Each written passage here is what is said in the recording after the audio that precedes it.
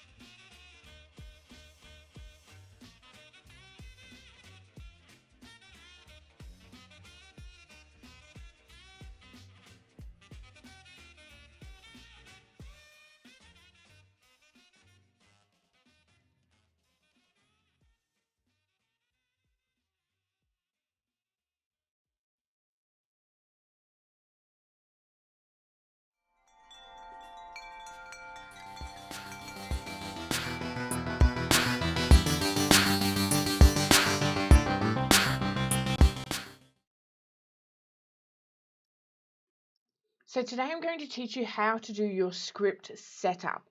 Now, as you go through your hypnosis and your NLP training, you'll find that your script setup may actually change as you go along, and that's only because you've picked up more advanced techniques. But when you're starting out, it's just like any recipe. Doesn't matter what you're making. Let's just say you're making a chocolate cake and you made it as a child, you were taught how to do it, to add this, to do that in a certain way, and as you went along more and more and more, because you became really, really good at this chocolate cake, you changed up the recipe, and then you still have a really awesome, your own version of a chocolate cake. So I'm going to teach you how the script setup goes today. So please, if you are following this through your manual or something like that because you have purchased the course, then by all means follow the instructions that are in the manual, but otherwise I'll take you through it in this video.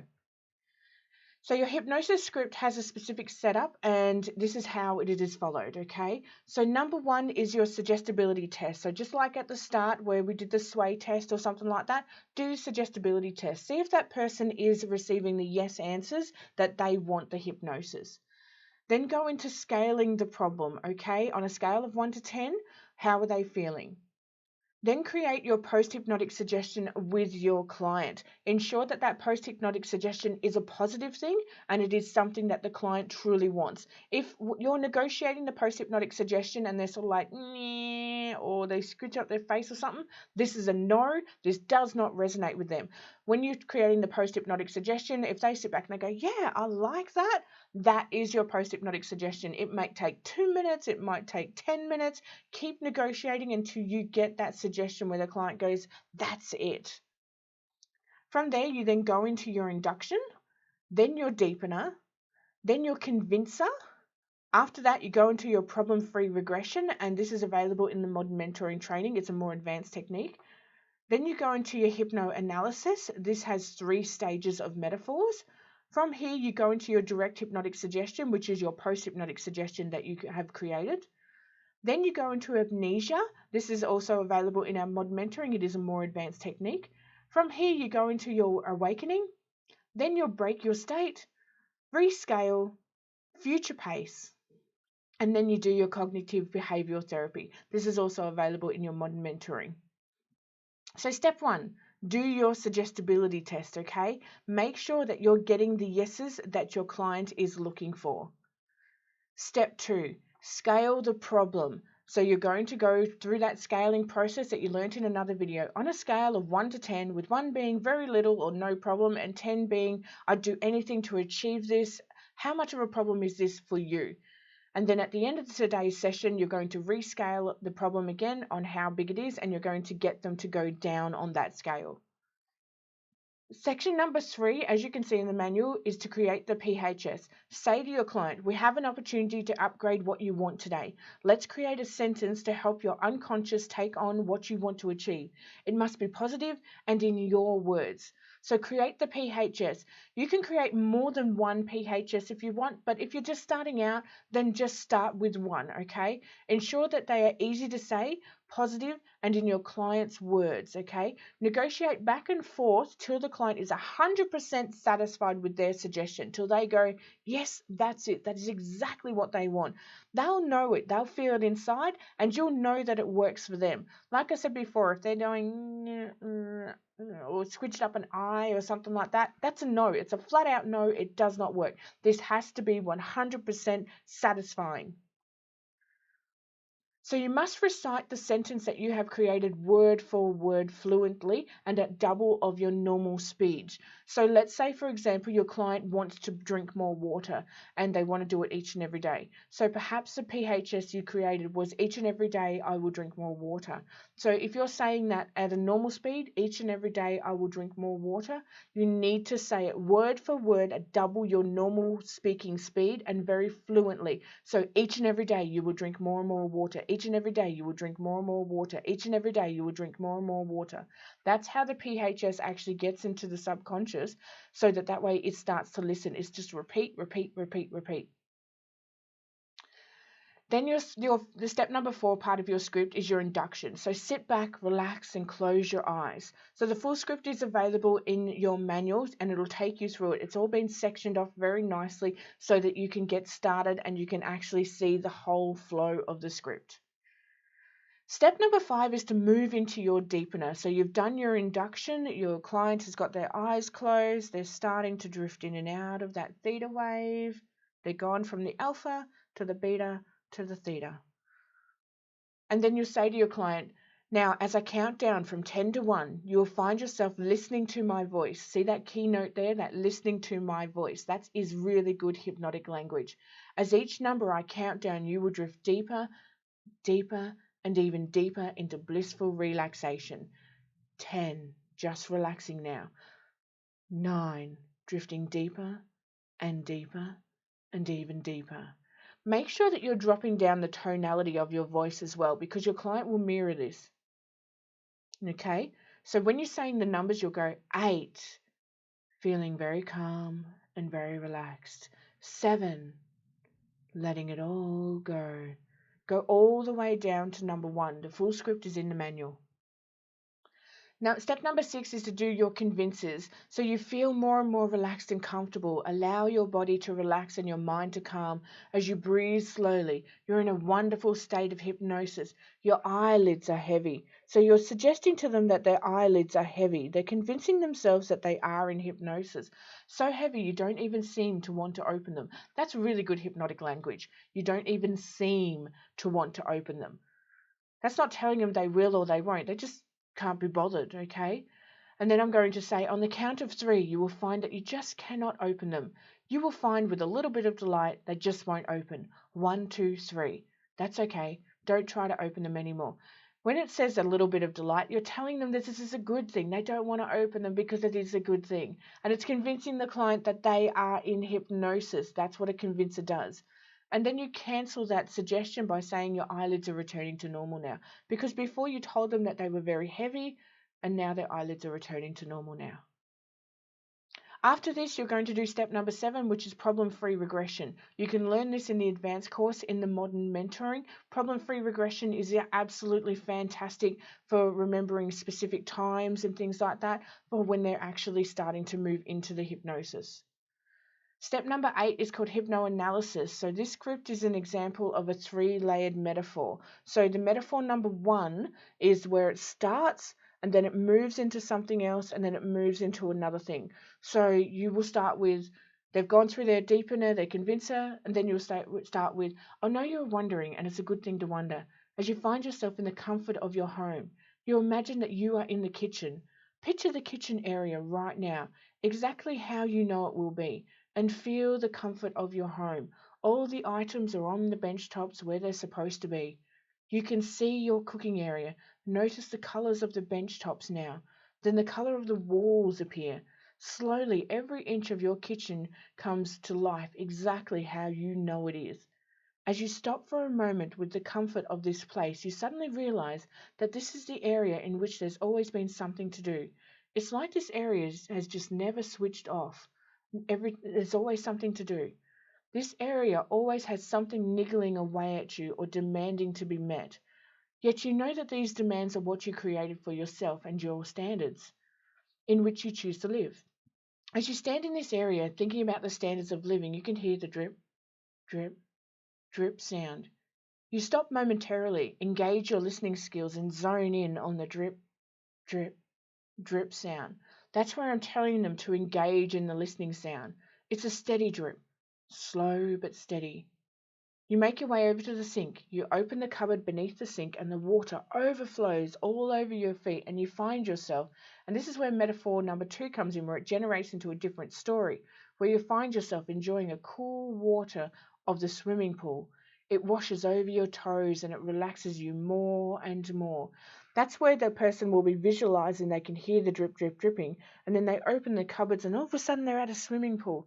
That's when the metaphor 2 opens up, and then you're changing it to them being at a swimming pool and the sun and the temperature is coming out. And they don't even know that they've merged into this other part of the story. They're just going with the flow. This is where the second metaphor comes in. And then you start talking about the sun rays coming down, breathing deeply. It allows you to relax and just enjoy yourself. You swing your legs back and forth softly in the water. It gently massages you. And as that person is enjoying that swimming pool and they're letting go of all of their negative thoughts, all of a sudden, that's when you'll move into the third metaphor. So as you go through that script that's in your manual, you'll notice it goes into a third story without finishing the second or the first one. And you can relax and switch off and rely on your natural instincts. The metaphor 3 will open up. You know that natural instincts of wild animals allow them to eat happily, and it's a good thing to do this. So you've taken them from the dripping of the tap in the kitchen into the swimming pool, into just relaxing into the natural instincts of an animal. So you've got 3 different stories going in there, but you've never actually finished the other 2.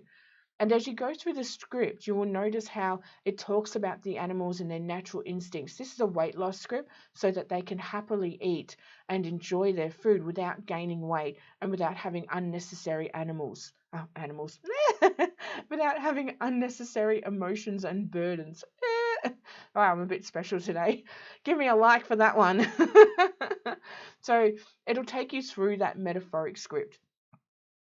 And also, as you go through it more and more, it'll take them to a place where they're at an old wooden table. So it takes them through that animal instinct stage to an old wooden table where they will actually drink a drink that will allow them to feel fuller for longer with a lesser amount of food. And you'll also notice in the script that there are little words that don't seem to make sense. So it'd be like full-bodied goodness and things like that. And you're like, that doesn't really make sense. Because by the time you get to this stage, the client is in the theta wave, and their critical factor will actually kick in when it needs to for them to recognize any bullshit receptors. So when you're saying certain words like fulfillness, as in the number 4, fillness, then when you're saying certain words, the brain will just think that's still a normal word and keep themselves in that theta wave and take on all of the messages that needs to be taken on. And as you go through that script more, it'll enhance how it's all natural full drink. It will actually enhance to them that they want to eat more natural food, they want to drink more natural foods, and that they're going to feel fuller for longer as a natural animal, relying on their natural instincts, drinking and eating such a small amount of food. After you've done this, you go into step 9, which is where you insert your post-hypnotic suggestion. So this is known as your direct suggestion area. So whatever it is that you created. So I've given 3 examples here where you would normally say it at a normal pace. You feel satisfied and filled with a small amounts of food. But when you get to this stage in your script, you're going to say it 3 times fluently, very, very quickly. Now, you don't want to say it so quickly you're like a chipmunk. Keep your tonality very, very the same and very boring and kind of directional. So I'll go with the last one. You feel free and healthy. You feel free and healthy. You feel free and healthy. you'll do it 3 times, okay? If you want to do it if you created more than one post-hypnotic suggestion, go through each one 3 times. And if you feel that you need to do it again, then go through it again. Make sure you nail it though, word for word, at that speed and that tone. So that's very, very fluent, but that tones are kind of a bit boring, but it is suggesting that this is a good thing for them. Then you move into your closing of your metaphors. So this is where you're going to bring that person back into the third part of the story, then into the second story, then back into the first story. So it's in this script, it's going to take them back into the third part of the story where they're relying on those natural instincts to stay happy. You're actually telling them that they're doing a great job. You've learned all the skills. They can feel proud about themselves and their accomplishments, and they can feel so much more relaxed as their pride washes over every muscle. Now, as you get to that bottom part of the script, it'll say as that pride washes over every muscle, and that'll take you into the second metaphoric story where they're back at the swimming pool. So as the pride washes over every muscle, as that cleansing water swirls around their skin, refreshing and rejuvenating, you would actually take them back to that swimming pool. So that's really, really good hypnotic language right there. And as you're taking them through the swimming pool, they'll then grab a soft towel and start to cleanse their bodies, and they feel really good about themselves. It feels so clean. And then all of a sudden, the water is just dripping down off their body, which, you've got it now, will take them back to the first metaphor where they've got that drip under the sink and it leads to the leaking pipe. So that's what's bringing them from the first story to the second story to the third one without finishing any of them. You insert your post-hypnotic suggestion, then it takes them through the third story to finish it, the second story, the first story, and then brings them back. So that's where you start saying to them that they are problem solvers, that this problem is gone now, and that they can actually move on with their lives. It'll also re-enhance in that script that there is no further damage to them. There's no further damage. They even learned the lessons and the problem is now gone and you did it. You did it. This is a really, really good thing to do. So it'll take them through that whole journey. In step number 10, you're going to insert amnesia, and this is available in our more advanced training, okay? So when you insert amnesia, this is getting them to just basically to forget to remember any bad things that have been happened and to really focus on the good stuff. In step number 11, that's where you start to bring your client out of the hypnosis, the awakening process. So in a moment, I'm going to count from 1 to 5, and with each number I count, you find yourself coming back to a wakeful state, feeling totally refreshed and energized. 1, 2, 3, 4, 5, bringing them back out and then welcoming them back. Because they're going to be in a highly sensitive state now, and they're going to open their eyes and feel a bit relaxed and bizarre, and that's what happenings in awakening state. Now, whilst they're in that sensitive state, you want to break the state, okay? Ask that random question, okay? So, what's for dinner tonight? And snap them back into reality. They'll be like, chicken.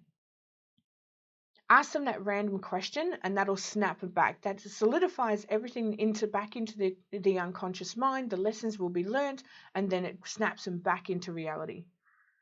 Then you go into step 13 where you rescale the problem. So before it might have been a 9, now it's dropped down to a 7 or an 8. So you start to rescale the problem so that they can be convinced that this is the evidence that the problem is depreciating or it is completely gone. And from here, you can future pace them. So I say to them, just imagine, picture, pretend you're out in the future 1 week from now when this unwarranted problem that would usually occur. How is it different? And the client will answer. They'll be like, it's not even there. I can't even see myself eating jelly beans or whatever it is. They're actually future pacing them and you're making them feel good that like, yeah, I can do this. I can do this. And they've started to convince and sell themselves on the process. So from here, you can go into step 15, which is CBTs. So you've learned a little bit about CBTs, but if you want to learn more advanced stuff where you're actually starting to create them yourself, this is all available in the Modern Mentoring.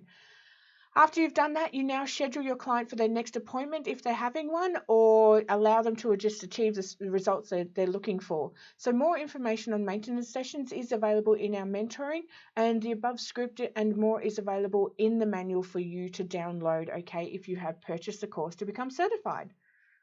So otherwise from that, I will see you in the next video. I'm going to be talking about triggers and how they link in with the hypnosis and the NLP world. So go and have an awesome day, everybody. I will see you in the future. Bye-bye.